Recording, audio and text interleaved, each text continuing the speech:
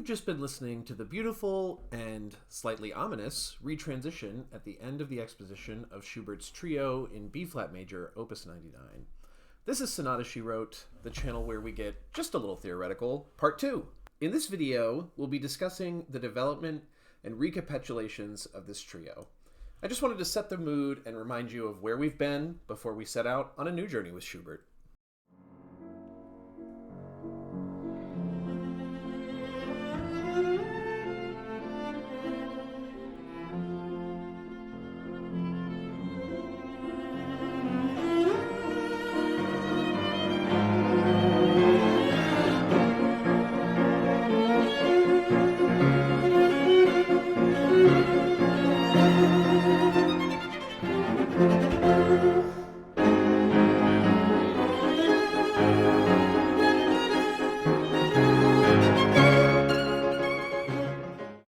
You can really feel the primary theme relishing its opportunity to step outside the tonal box in this phrase. In Sonata Theory, developments have a typical layout to them. So let's discuss this one in terms of what is usual and what is unusual. First, we're in the parallel minor, B-flat minor. Although going to the minor mode in a development is typical of the classical period, usually this is done by heading towards the submedian. In fact, heading to a perfect authentic cadence in 6 is usually the tonal goal of a development. Schubert declines this as an option. Instead, you can see that, as the primary theme threatened to do in the exposition, Schubert has moved us into flat 3, D-flat major, and cadenced the theme here. To me, the most interesting aspect about this opening phrase is that while the primary theme initially had an expanded length of 12 to 13 bars, this iteration is very compact, modulating to a new key in just 8 bars.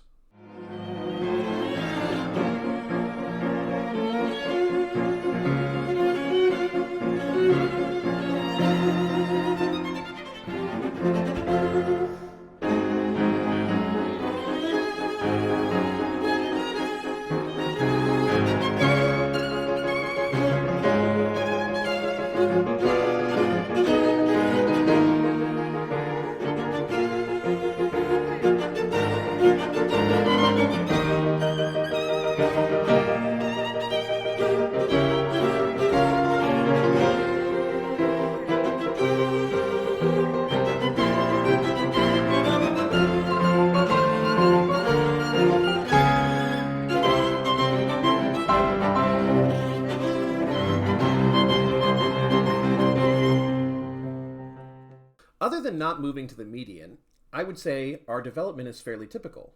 Interestingly, if I was putting a topic on top of this theme, I'd probably label it as Sturm und Drang.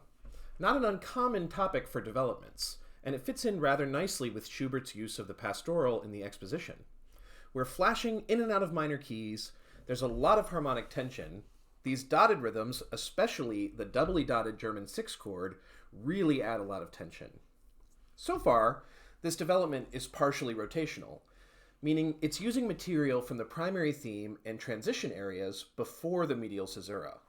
But you may have noticed that what Schubert is preparing now looks strikingly similar to a dominant lock in F major. Could this be the normative medial caesura that we so longed for in the exposition?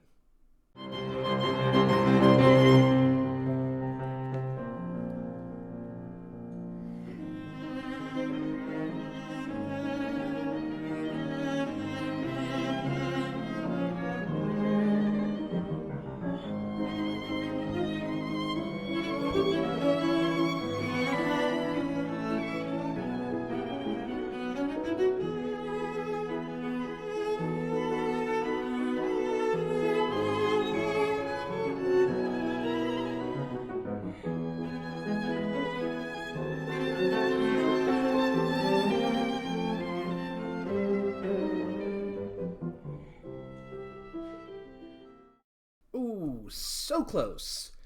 Even when Schubert sets up a moment to potentially atone for our exposition's failures, he quickly pulls the rug out from under us, and the secondary theme appears in A flat, the return of the flattened mediant. The music that follows is a really innovative combination of material from the P and TR sections of the exposition. Played as a counter melody to our S theme, to me, they really sound as though the primary theme is cheering our S theme on. You can do it! You can help us get to Arcadia! Now that the development has material in it from either side of the medial caesura, our development can be labeled fully rotational. The expectation is that Schubert will guide us into either a global dominant lock, meaning the dominant of B flat major, or a retransition that culminates in a dominant lock. Let's continue and see where he leads us.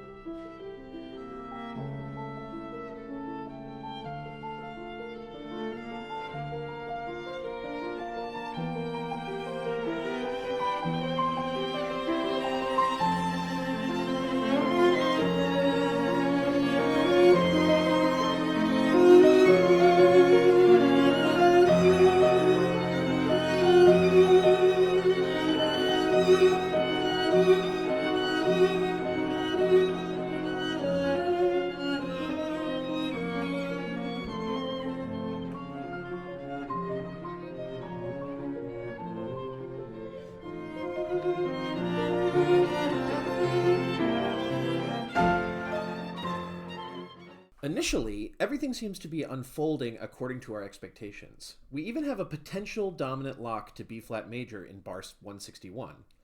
But we're getting stuck in this cadential 6/4 loop that we can't seem to break out of. Schubert then opens up a chord you often see in late Beethoven, the dominant minor ninth chord.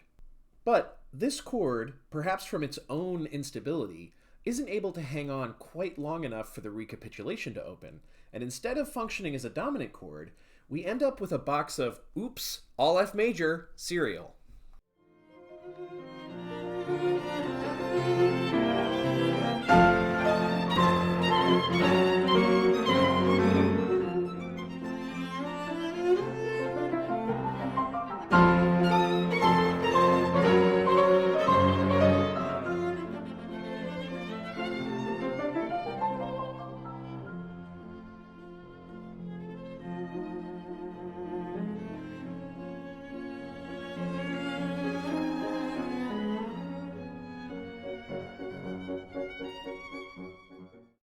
Perhaps seeking to destabilize this unexpected tonal development, Schubert uses a similar strategy to that of the retransition in the exposition. In fact, you'll notice that the bass line is nearly identical. But instead of using a secondary augmented sixth chord, which has the effect of emphasizing F as the dominant, we now have a Neapolitan chord, which serves as a predominant in F major, reinforcing this tonal area. Maybe in a desperate attempt to wrench us out of this key, Schubert modulates into the key of the Neapolitan. Globally, this is a flattened 6, the lowered submediant, again foreshadowed by the ominous basement level trill in the exposition's primary theme.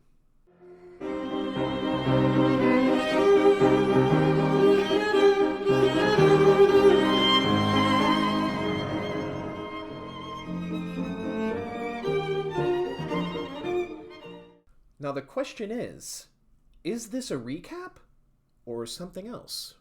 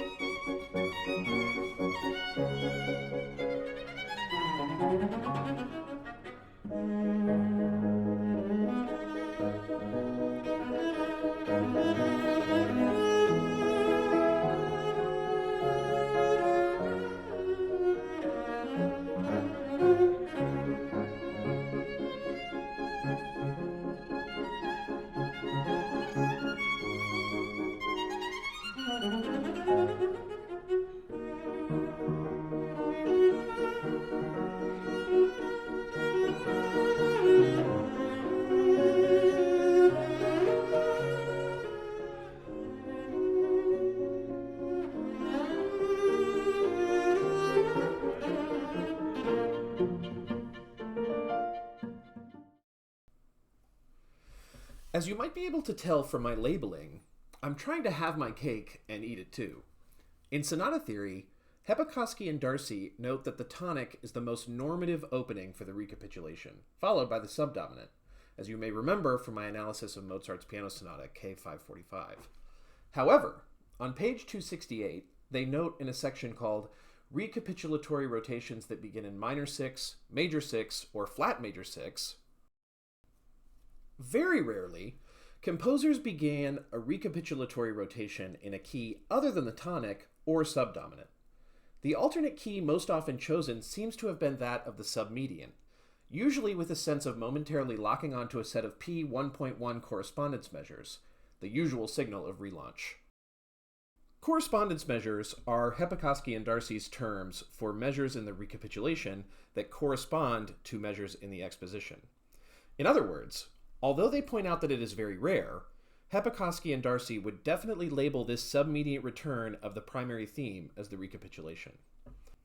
However, they go on to point out that other music theorists, notably Heinrich Schenker and Charles Rosen, consider the recapitulation to be a tonal return at least as much as a thematic return, meaning they would likely consider the recap to begin when we do make it to B-flat major in bar 211. I can see both sides of this argument. However, it probably won't surprise you that I tend to lean towards the Sonata Theory explanation. Not only because it's my analytical preference, but because I view this primary theme and its two tonal centers of G-flat major, the flattened 6, and D-flat major, the flattened 3, as being cleverly foreshadowed in the exposition. When viewed this way, this crisis of key confidence seems almost inevitable. But let me know what you think in the comments. Is the recap in bar 187 in G-flat, or do you side with Rosen and choose 211? Before we move on to the rest of the recap, I do want to point out some aspects of this that differ from the exposition other than the key. Primarily, the voicing of the theme. Instead of the violin and cello in octaves, Schubert only uses the violin for this section, which makes the sound a little tentative. In addition, the gestures where the strings tear apart the music have been replaced by these wandering 16th note passages, as if each instrument is hurriedly trying to find its place in the music. Instead of a destabilizing secondary dominant, the cello simply modulates us to D-flat major, and then eventually into B-flat major for the piano's restatement of the theme. We may even hope for a successful and accepted medial caesura ahead, as there hasn't yet been one to reject.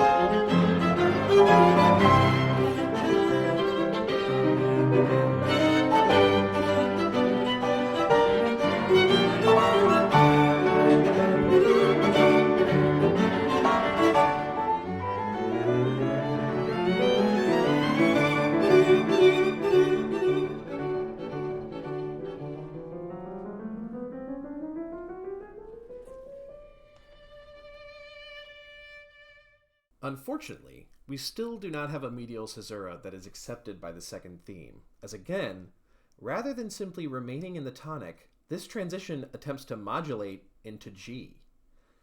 I have to say, after all the drama of the development and the tonal shock of the opening gambit of the recapitulation, hearing the primary theme in the correct key is almost restorative. Even the continued emphasis of the flattened third scale degree here seems like a welcome aspect of the theme we know and love. But what will happen in the secondary theme? Can we attain an essential closure and secure a place in the heavenly Arcadia?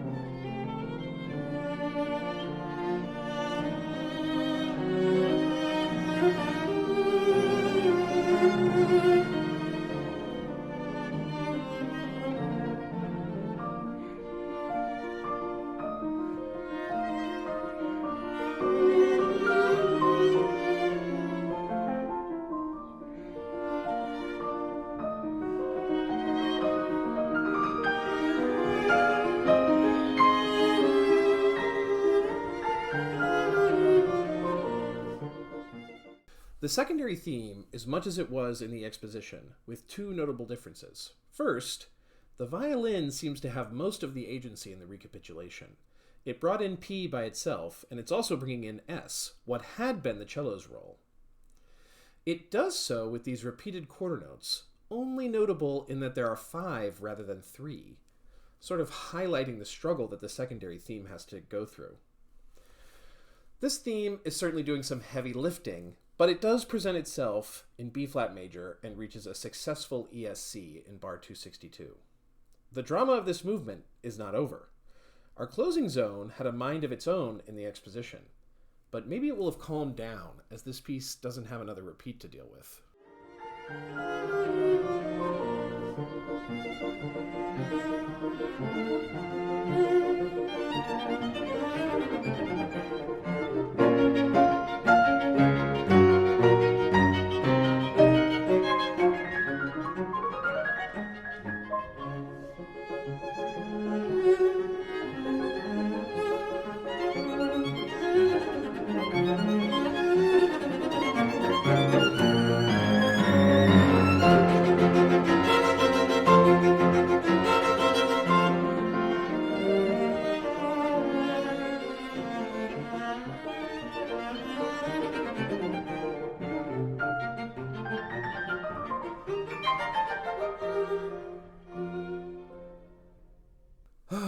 The closing zone.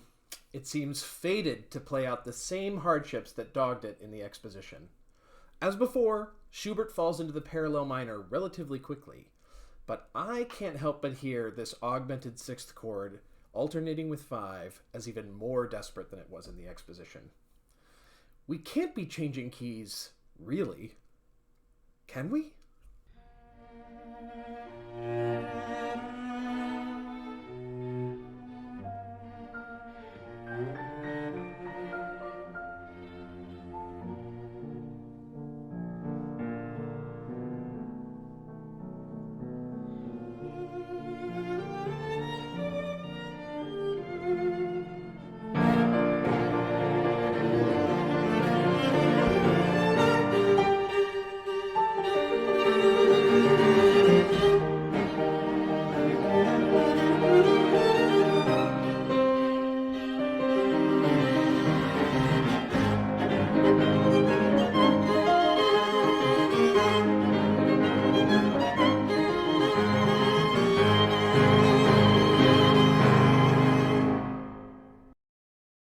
Here we are again! Schubert is directing us, practically menacing us, towards the flattened 3rd scale degree. He opens a caesura on a huge A-flat major chord, the very same threat that the original primary theme made in the exposition. It almost makes one ask, what fated knowledge of his own future might Schubert have possessed? Some inescapable fact that likely followed behind him in the last years of his life.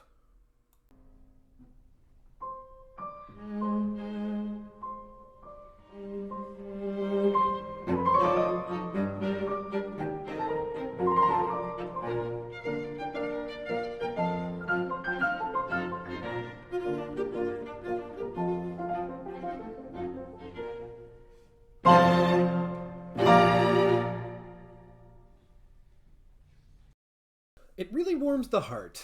Plaintively, almost desperately, the piano and strings ruminate on the A-flat chord. They ask, but could it be different?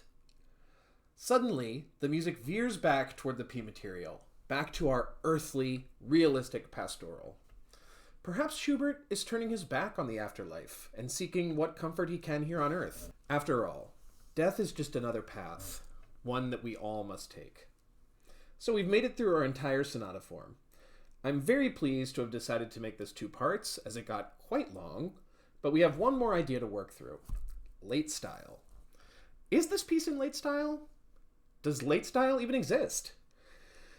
Well, as to the latter question, it may surprise you to know that I don't really see this piece as late style.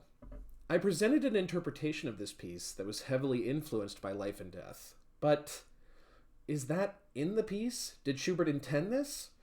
Or am I merely reading into a piece that, like all great art, and certainly most music, is largely ambiguous. Personally, I'm inclined to think that that's what's happening.